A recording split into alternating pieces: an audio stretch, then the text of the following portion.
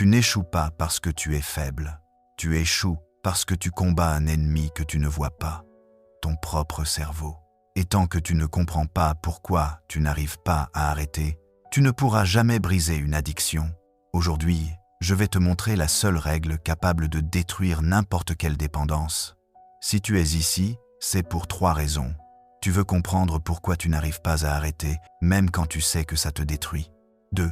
Tu veux découvrir la règle précise, la mécanique mentale qui peut briser n'importe quelle addiction.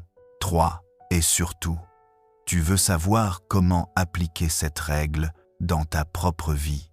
Tu vas obtenir les 3 réponses, sans excuse, sans illusion.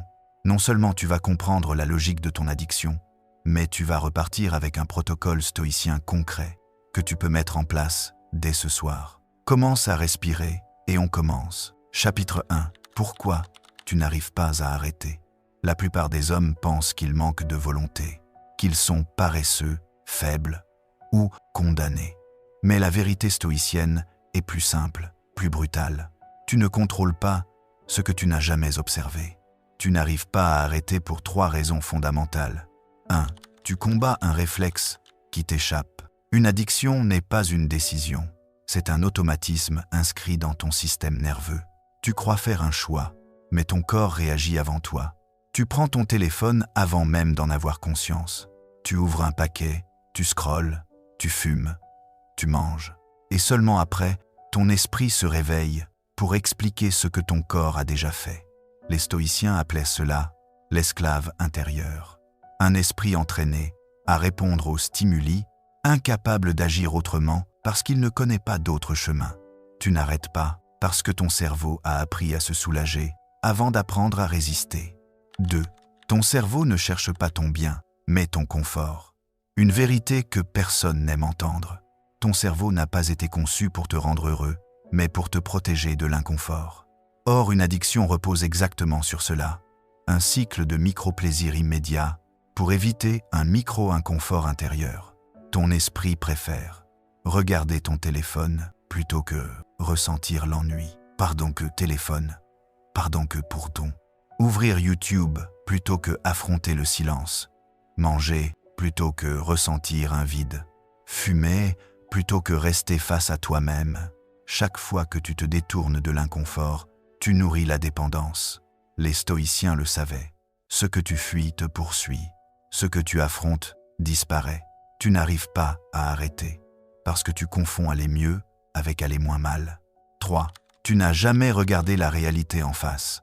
Une addiction prospère dans le mensonge. Voici les mensonges typiques. Ça va, je contrôle. J'arrête quand je veux. Je gère mieux que les autres. Ce n'est pas si grave. Je me fais plaisir. Demain, j'arrête. Ces phrases sont les chaînes du prisonnier. Les stoïciens répétaient « L'homme souffre parce qu'il refuse de voir ce qui est. » Tu n'arrêtes pas parce que tu n'as jamais formulé la vérité suivante. Ce comportement me gouverne. Tu n'as pas échoué. Tu n'as pas encore compris. C'est maintenant que tout change, parce que tu vas découvrir la règle qui démantèle ces 3 mécanismes. Chapitre 2. Comment fonctionne la règle qui détruit toute addiction? La règle stoïcienne, qui détruit toutes les addictions, porte un nom simple. La règle du vide. Elle repose sur un principe fondamental. L'inconfort est le signe que ton cerveau guérit. Une addiction n'est pas détruite par la force. Elle est détruite par une chose que personne n'a le courage d'affronter. Le vide laissé par son absence. La règle dit ceci. Nourris le vide, observe-le, résistez, il deviendra ta force. Mais pour comprendre cette règle, tu dois connaître ces 3 piliers. Pilier 1. Chaque addiction fonctionne comme un anesthésiant. Elle t'empêche de ressentir l'ennui, la solitude, le stress, la tristesse, la fatigue, les pensées intrusives, le manque de sens. Quand tu arrêtes, ces sensations remontent. Elles ne sont pas la punition de l'arrêt. Elles sont la preuve que ton cerveau se réajuste. Les stoïciens enseignaient « La douleur n'est pas le problème. Ton interprétation de la douleur l'est. Le vide est le chemin, pas l'obstacle. » Pilier 2. Le manque est une illusion chimique. Ton cerveau crée une illusion. Tu vas mal. La vérité est l'inverse. Tu vas mal parce que tu étais dépendant de ton plaisir. Le manque n'est pas une preuve que tu perds quelque chose, c'est la preuve que tu reprends ton pouvoir. Les stoïciens disaient, ce n'est pas l'objet qui t'enchaîne, c'est ton jugement sur cet objet. Tu ne combats pas une addiction, tu combats une croyance. Pilier 3. Le vide doit être remplacé par un acte supérieur. La règle du vide n'est pas l'inaction, c'est la substitution. Tu retires une source de plaisir instantané et tu la remplaces par quelque chose qui construit.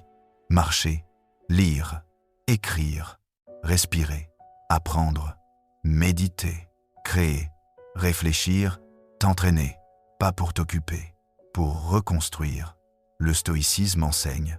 L'esprit ne supporte pas l'inactivité. Donne-lui une direction ou il retournera vers ses chaînes. La règle du vide fonctionne parce qu'elle transforme. La souffrance en discipline, la frustration en lucidité, l'envie en maîtrise, le manque en renaissance. Tu vas maintenant découvrir comment appliquer cette règle dans ta propre vie. Chapitre 3. Comment l'appliquer concrètement dans ta vie. Maintenant que tu sais pourquoi tu n'arrives pas à arrêter et comment fonctionne la règle du vide, il te reste une seule étape, passer à l'action. Voici le protocole stoïcien en 4 étapes, d'une simplicité brutale et d'une efficacité totale. Étape 1. Nommer ton addiction avec précision. Tu ne peux pas vaincre quelque chose que tu refuses de nommer. Écris cette phrase. Je suis dépendant de Bondan. Puis ajoute. Cette addiction me prend peur.